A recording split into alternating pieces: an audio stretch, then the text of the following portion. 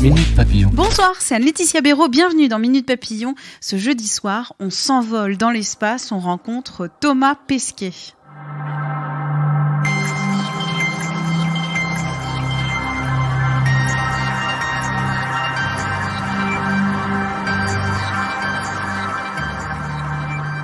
Le premier homme sur la Lune, c'était il y a 50 ans, en juillet 69.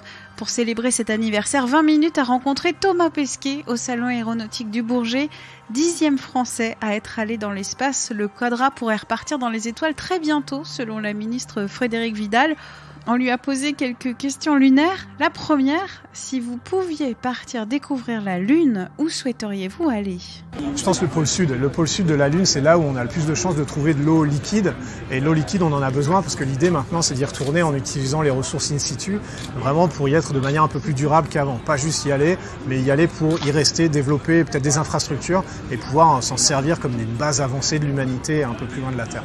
Qu'est-ce que vous aimeriez faire sur la Lune ? Moi, je suis fan de basket, donc d'aller sur la Lune et de pouvoir faire des sauts absolument hyper loin, hyper haut, ça pourrait peut-être m'aider à améliorer mon jeu. Je pense que ce serait ça un peu moi, mon trip sur la Lune. Un peu Space Jam sur la Lune, exactement.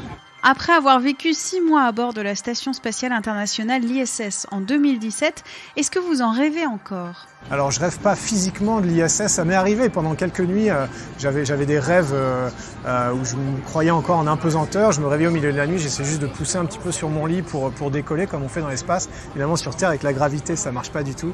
Ça c'est fini, je me suis réadapté. Par contre c'est vrai que quand je regarde un passage de l'ISS ou quand je reçois un email d'un collègue qui est resté là-haut, comme c'était le cas hier, je me rappelle un petit peu de tout ça, surtout les sensations en fait, l'espèce d'odeur un peu électrique, des choses qui sont un peu restés avec moi et que j'espère retrouver un jour.